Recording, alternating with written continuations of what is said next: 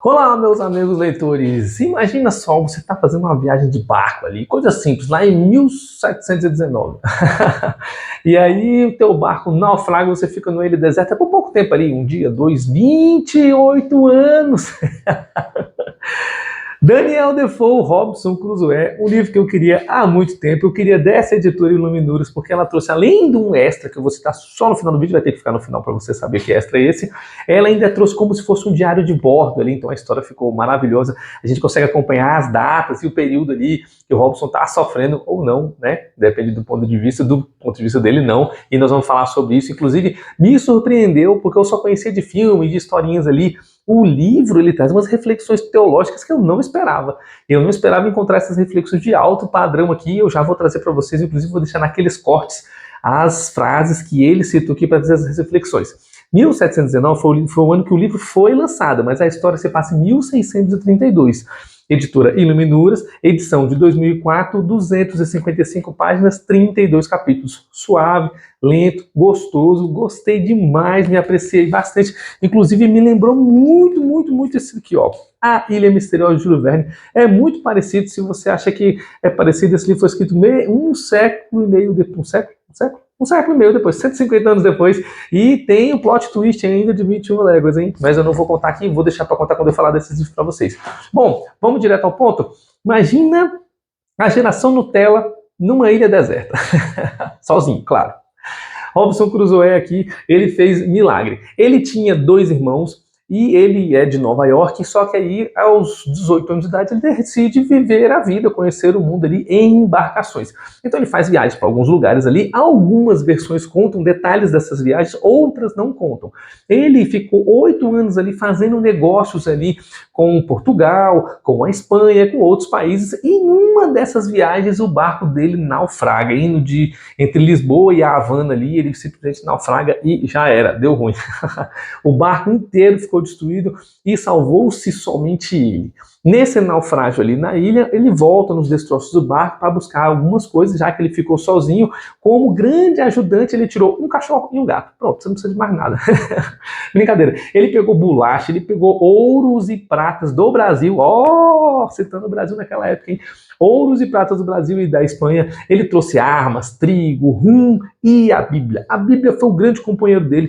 Ele sentiu muita falta de um diálogo, de um raciocínio mais inteligente. Então, vários momentos aqui ele está lendo, está citando algumas reflexões, eu achei bem bacana essa parte. Nessa época que era muito comum as pessoas lerem a Bíblia, né? Que pena que hoje as pessoas já não leem mais. Eu acredito que não é nem a Bíblia, já não lê mais nada. Mas tá bom, né? Se você está nesse canal, é porque o mínimo que você faz é querer saber o que está escrito no livro, mesmo que não leia. Já é um bom começo, vamos embora. É para isso que eu estou aqui. Se você não tem tempo de ler, afinal de contas, nossa vida é corrida, eu leio para você e trago o resumo completo. Bom, de todas as coisas que ele trouxe ali, ele conseguiu montar um espaço ali na caverna para ele poder sobreviver. Então, no início, ele começou comendo as coisas que estavam no barco, até porque ele era jovem, ele devia estar na faixa ali dos 26 anos de idade quando ele chegou na ilha. E aí ele começou a caçar alguns coelhos, algumas cobras, até que ele conseguiu encontrar algumas cabras. Eu vou citar todos os pontos para vocês, mas ele sobreviveu dessa forma. O interessante era a inteligência e o raciocínio que ele tinha. Porque em todo momento ele conseguiu fabricar um fogão de lenha, ele conseguiu fabricar ali um candeeiro para iluminar o caminho, ele conseguiu criar ali toda uma civilização, toda uma estrutura para ele poder se viver, e principalmente um calendário. Tinha muito papel e caneta no barco, caneta assim, não era tinteiro na época, mas vamos citar a caneta aqui para ficar fácil. E ele conseguiu escrever o roteiro. Então, ao longo do livro aqui, a gente vê justamente ele colocando essas coisas assim, de como se fossem cartas náuticas ali, de onde ele passou, o que ele estava fazendo, e o diário de bordo. Então, esse livro funciona como um diário de bordo, colocando tudo que ele fazia. Então, nos primeiros momentos ali, foi muito difícil, porque ele se adaptar no clima da ilha. Então, teve terremoto, maremoto, ele teve febre, teve tempestades, e ele curou a febre dele ali com ovos de tartaruga, ele começou a conhecer ali toda a vegetação da ilha. Isso é bem legal, porque ele vai nos colocando no lugar dele. Tem um filme desse livro, bem antigo, e o filme ele é bem tranquilo e muito parecido com o livro, exceto pela parte do pai do Sexta-feira, mas isso eu não vou citar, porque essa questão de adaptação do filme, do livro, C.S. Lewis já falou um pouco sobre isso, vou até deixar no card para vocês esse livro do C.S. Lewis, que fala um pouco sobre essa questão de adaptação, mas a questão aqui é sobre o livro. O filme é bom, se você quiser ver o filme, veja, tem inclusive uma versão com Tom Hanks, do Náufrago, né? É bem legal, mas não tem muito a ver com o livro, a não ser que ambos estão perdidos na mesma ilha.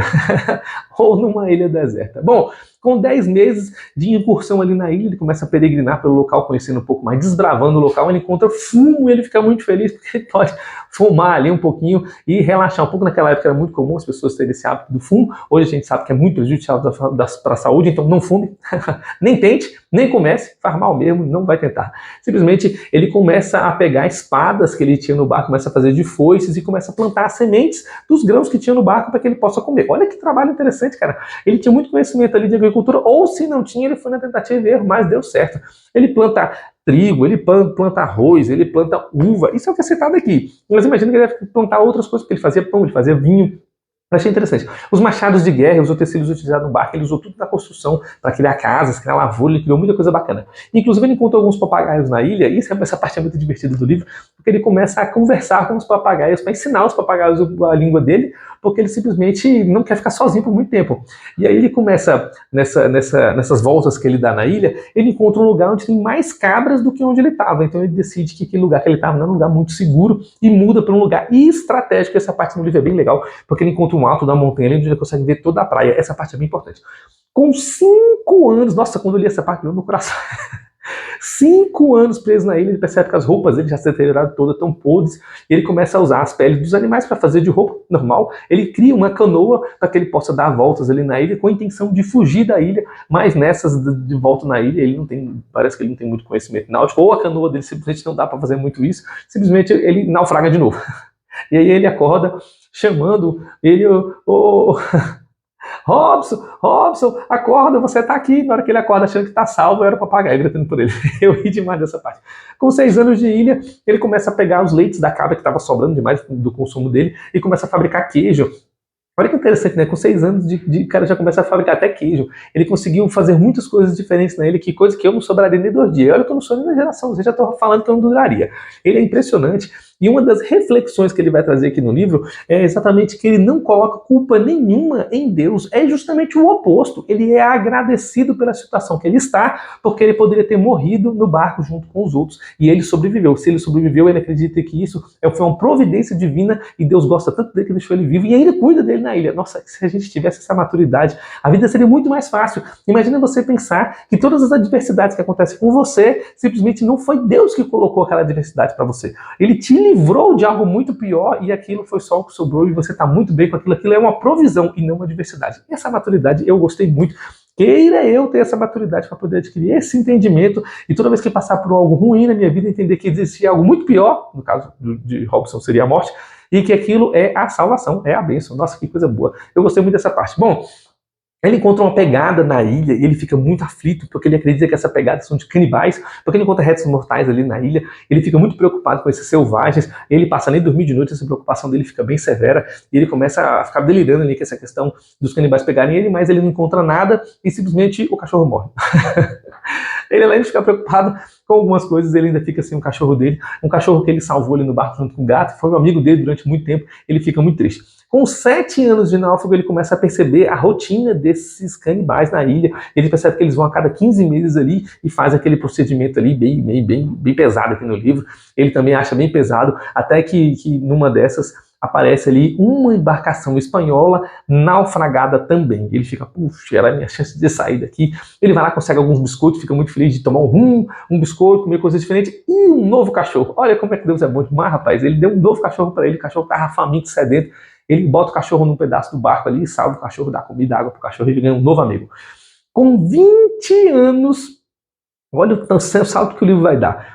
Não dá para contar Titi por Titi, são detalhes bem gostosos, vou deixar para você ler. Mas com 20 anos ele começa a ver que essas canoas desses selvagens que vão para lá tem uma periodicidade, igual eu citei, de 15 meses, mas aí nesse dado dia vem 6 canoas e vem 5 índios, 5 selvagens ali em cada canoa. Então ele conta ali que são 30 e ele tem várias armas, espingardas, pistola que ele vai salvando ali dos destroços dos barcos, mas ele, para se proteger, ele nunca fez incursão nenhuma contra esses selvagens porque nunca mexeram com ele. Só que nesse dia ele resolve ir lá e enfrentar os caras.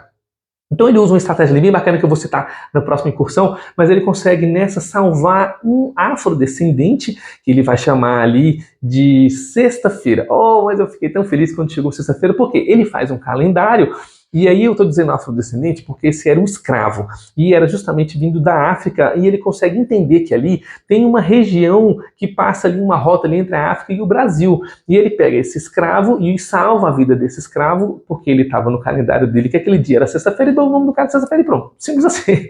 E ele começa a ensinar o escravo a falar, ensinar o escravo a plantar, ensinar o escravo a pilotar o barco, ele consegue ensinar para o escravo muitas coisas, faz roupa para ele, ensina ele todos os objetos ali, e ao conversar com ele começa a catequizar o escravo. E isso é muito legal, porque ele, apesar do livro colocar aqui uma questão de escravatura, porque na época era muito comum, ele coloca o escravo como um amigo, e no final do livro ele chama de irmão. Eu achei isso muito legal. Ele vai ter umas reflexões bem interessantes sobre como é que vai funcionar a mão de Deus nessa situação. Ele vai falar que Deus deu para o homem a força, a consciência, a sabedoria, o conhecimento de todas as coisas, e ainda assim o homem usa isso para o mal. E ele fica triste com isso. Ele fala isso aqui no livro, que ele ficou magoado nas cartas, né, de diário, que ele ficou magoado com esse tipo de assunto. Ele fala assim, poxa, Deus... Ele deu a salvação, ou o conhecimento da salvação, para algumas pessoas e para outras não. Ele está falando isso do escravo, pela condição de vida que o menino estava. Um escravo era um rapaz de 26 anos, algumas edições vão trazer 25 anos, mas aqui trouxe 26, então eu vou trazer 10.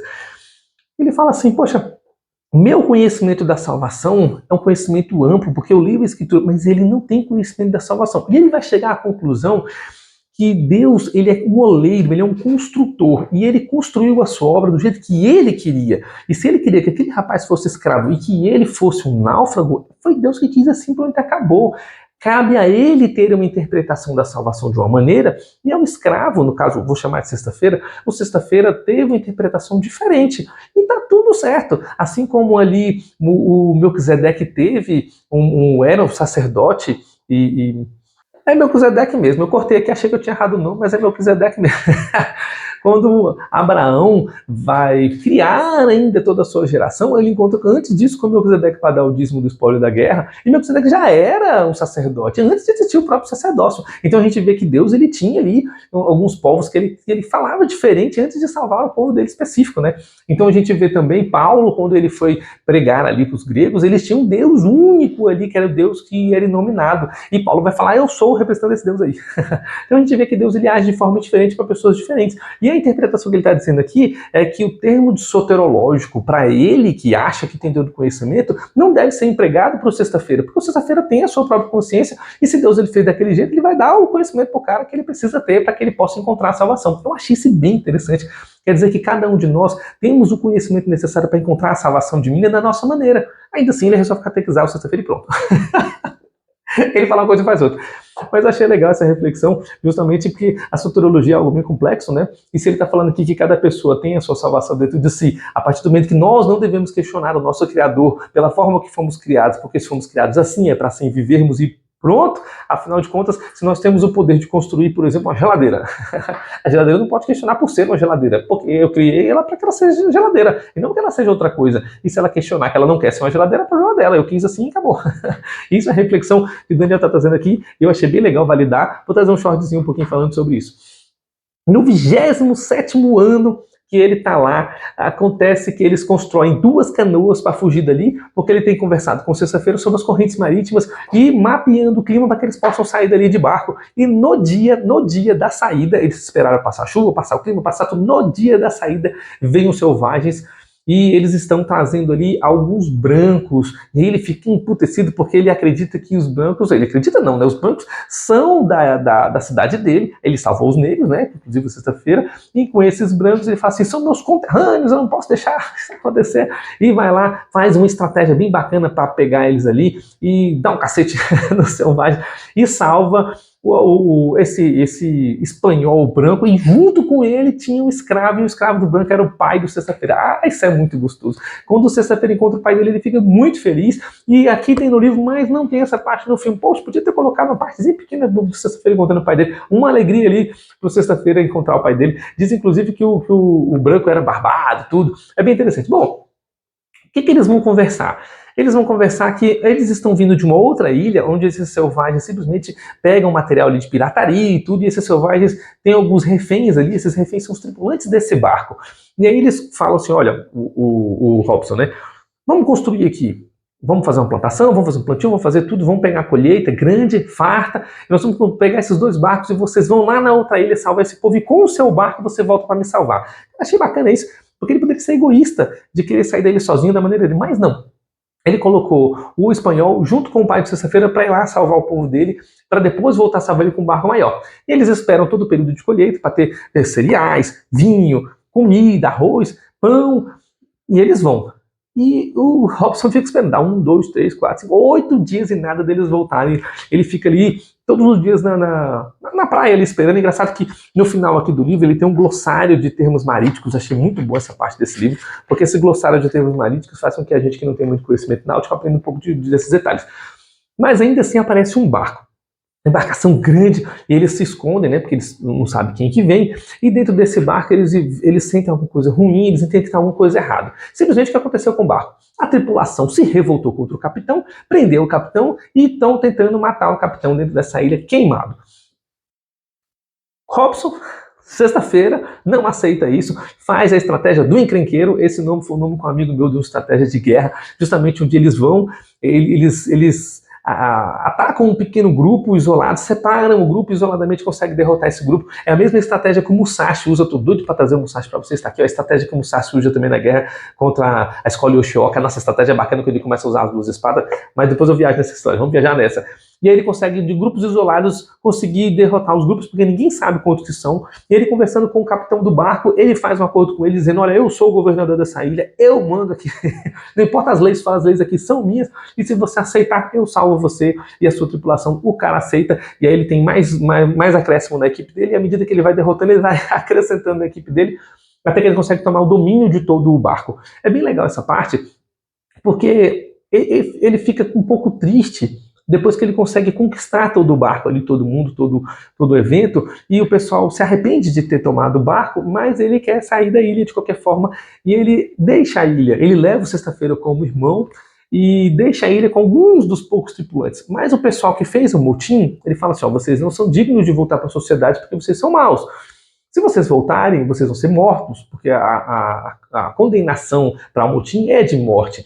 E aí ele fala assim, olha, eu vou deixar vocês aqui na ilha, eu sou o governador aqui, eu sou o dono aqui, eu que mando aqui, minha condenação para vocês é vocês ficarem aqui presos. Ensinou eles sobre a colheita, o plantio, como é que funciona as casas, como é que funciona, deixou os prisioneiros ali e avisou que ia voltar o pai de Sexta-feira e o espanhol que tinha ido salvar o povo na outra ilha, e ele vai embora. Simplesmente ele volta para a terra dele e deixou o pessoal cuidando lá. É engraçado porque o livro vai dizer assim, com datas, né? 18 de dezembro de 1686, aos 54 anos, cara.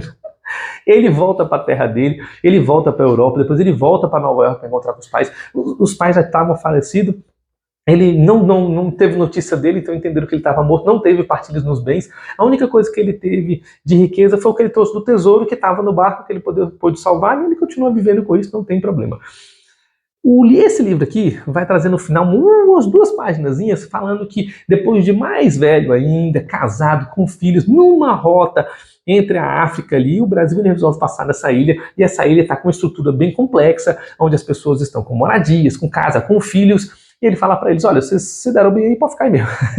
Não volta, simplesmente fica aí. E eles conseguem criar toda uma civilização ali. Eu acho interessante porque a gente fica pensando, né, que ilha é essa, né, que é aqui perto do Brasil, entre o Brasil e a África, que ilha é essa? Bom, gostei muito dessa leitura, gostei de trazê-la para vocês. É um livro gostoso, entre uma história ou outra, a gente poder deleitar-se assim de alguns aprendizados. Gostei de todo momento de tensão que ele teve, nenhuma vez ele praguejou, reclamou, ele simplesmente todo achou que era providência divina, e em cada momento ele estava ali na escritura sagrada. Gostei desse apego que ele tinha pela fé. É engraçado que toda a humanidade que tem apego, toda a humanidade teve apego pela fé, nós chegamos onde chegamos hoje. Isso o Harari vai dizer, né? Que o cristianismo tornou a nossa humanidade o que nós somos hoje, que sem ele a gente não seria uma civilização tão avançada como nós somos. E aqui esse livro vai trazer exatamente isso. A gente vê outros livros baseados nesse, igual eu mostrei para vocês aqui do Júlio Verne, mas tem muitas outras histórias, igual o filme do Náufrago, que são baseadas nesse tipo de história. É gostoso ver um livro antigo assim sendo referenciado no futuro. Cada aprendizado que eu tive aqui vai eu levar para a minha vida, justamente de não reclamar e de aceitar as adversidades que vêm, não como dificuldades, mas como uma provisão divina para algo muito pior que eu teria que ter, e esse é justamente o meu livramento. Obrigado por mais esse livro, agradeço por vocês terem acompanhado comigo, e vamos ao próximo, né? Espero vocês lá.